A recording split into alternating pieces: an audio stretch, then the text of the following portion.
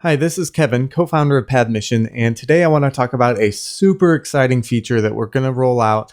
We can't wait to get this in your hands. So this is document uploading and basically allowing users to use Padmission as a document repository for anything that they would need to capture to manage their landlord relations. So let's talk about how we turn this on first. I'm logged in as a housing locator admin, and I just go to my account options. You'll see this nice documents section, and just one click, this will enable the feature. So now that it's enabled, what we have to do is enable at least one document so that this will actually start working. Let's do the application, and we'll show the application. I'll talk about what this means in a second. Let's do the tenant selection criteria and the W-9. We'll leave the tenant selection criteria off so you can see the difference between show and not show. Okay, so really quickly, just to see what that did, if I go search for properties and I'll grab the first one here, you can see now there's an application button in the contact section. And when the application is uploaded, either a link to the application on the property manager's website or like a PDF that they can download, this will become blue and users can click it to go get that application. Or they can come down to this, there's a documents section that they can get the document from there too.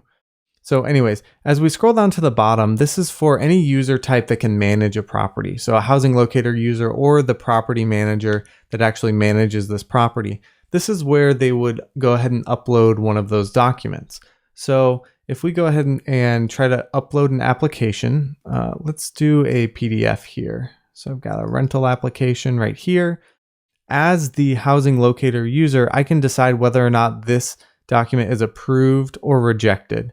So let's leave it unchosen for now, just so you can see what happens.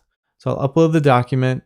It's added successfully. So let's scroll down. Now we can see that it's here, but it's unreviewed. So if we go back up to the top, this is still grayed out because we have to have an approved application before it's going to show up as something that can be clicked here. Now, if we go to the outreach activities, you'll see that there is a documents to review section. And now this will tell me, is there a new document? Probably the property manager uploaded it, and I know that I need to go review it. So if I click here, it will bring me right to it. And I just have to view it with this little blue button. And it will actually show me the PDF in this modal. I can look at it, say, yep, this looks good. This is a great application. Click approve.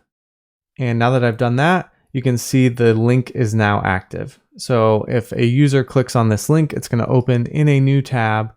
And so if I'm the case manager or the participant, I can get this, I can download it, I can print it, whatever I need to do so that I can try to apply for this property. Okay. So let's go down. There's also a documents section that's going to show up when you have a document that's available. And this is basically the same thing. If I click here, it's still going to open that application.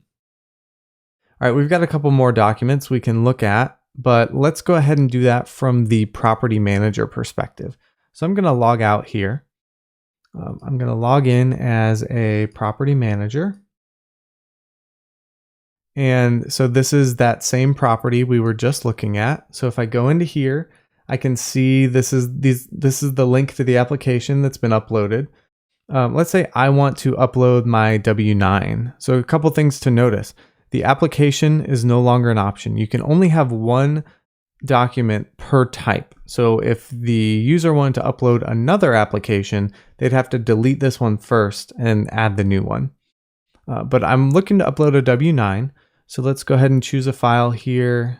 Here's my W-9, and I'm going to upload this. Now, you can see that it was added successfully, but it must be reviewed and approved by a housing locator. So right now it's sitting in this unreviewed status.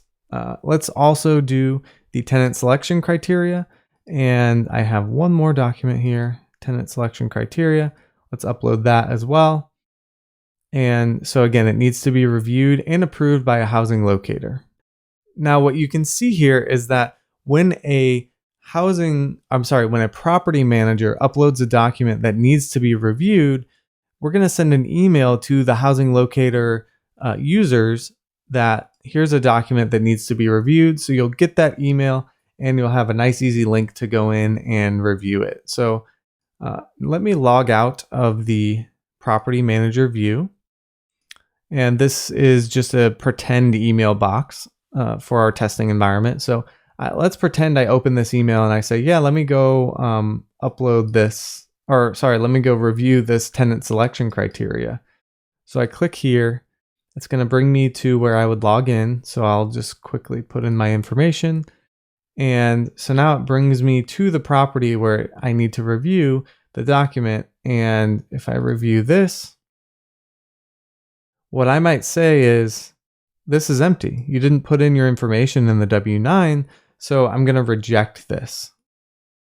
When you do that, you provide a reason and you can say, the W-9 is not filled out. Please fill it out and re-upload. All right, now I'm going to click reject. And so now this upload is rejected. I can see that it's rejected. Here's the message that I just typed. And now the property manager is again going to get this email that tells me that this was not filled out. So now the property manager knows they have to go back in, delete that W-9, actually fill out the one that they need to complete, and then re-upload it for review again. So this approval feature, it doesn't just apply for W-9s, it's any document, and it makes sure if it's a document that users like participants and case managers would see, which the W-9 is not, but if it was, we're not going to show it to them until it's been reviewed. We're very careful to make sure that we're only surfacing things to our end users, the case managers and participants that have been reviewed and approved by the housing locator team. So, sorry, let's go back to look at this. I'm again logged in as a housing locator admin here. We've got the tenant selection criteria. So I go ahead and approve this. This looks great. This is what I would want to see. I'll approve it. And now you can see that it shows up here, but it doesn't show up here. There's no button to click through here, which we like putting that there. It's really easy for the user to find that. That's because if you remember, when I set up my account options, I set this not to show. So if I click show, and now let's go back to that property. Now you can see I have a nice button here that makes it really easy for the user to get that tenant selection criteria. And when they click this link, again, it's just going to open in a new tab. So most likely you're going to want to choose the show option for the application and the tenant selection criteria, but it's up to you. You have that ability to configure. Now let's go ahead and show you what it looks like if, let me delete this. Let's say my tenant selection criteria is on a website versus an uploaded document like a PDF. So I'll choose the tenant selection criteria, but instead of choosing a file, I'm just going to type a link to the document. Let's pretend it was google.com. I will upload that. And so now we have this here as well. It's unreviewed. So just remember, this button is grayed out. You can't click it because we haven't reviewed and approved it. So if I review a link, it's just going to pop up this modal showing me what the link is. Let's pretend this was actually a good tenant selection criteria link. I can click approve. And now this button, instead of opening a PDF, is just going to take you right out to whatever website was entered there that can bring you to that tenant selection criteria. Okay, one more thing while I'm in the housing locator admin role.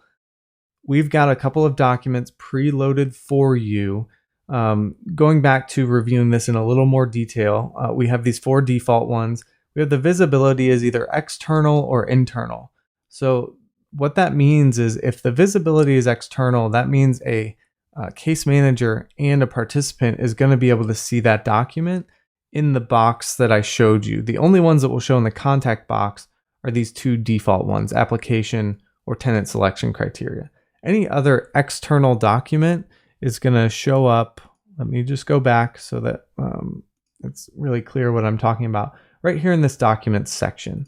So when you click here, it's going to do the same thing as clicking those buttons. It'll either open the link or open a new tab that will have the PDF or even image file that you uploaded. So if it's an external document, case managers and participants are going to be able to see it. If it's an internal document, that means it's just a document for the housing locators and the property manager who manages this property. So that's why the W-9, let's go ahead and approve this one, even though we know it's not actually good, but that doesn't show up here. We obviously don't want to show the case managers and the participants the W-9 form for a property. That's really just between the housing locators and the property managers. So that's the difference between an internal and an external document. So if we go back here, if you want to add a document that we have not added for you, then that's super easy. All you have to do is go right here. Let's add another document. So I'm not sure what this would be. Maybe you want something like directions from the airport. I'm not actually sure. You probably wouldn't do this, but you have to choose whether it's an internal or an external document. In theory, this would be external. You want your case managers and participants to be able to get this document. So now you can see I've got this document type here. It is by default active. If I added it, presumably I want it turned on. And so now I can use this document. And again, let's just go back to this property we've been working with right here. And if I want to upload now, I can do directions from the airport. Let's just upload. Again, this is not the actual document we'd use. Let's say it's approved. And I'll upload it here. And now you can see it shows up here. And it also shows here in the documents section. So lastly, let's just log out and log in as a participant user. This is basically the same view as a case manager.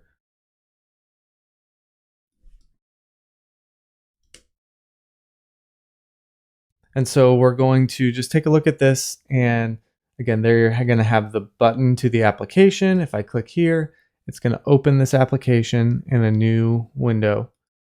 I have the tenant selection criteria. It's going to open that in a new window as well. In this case, it should be linking to the actual page on the property's website.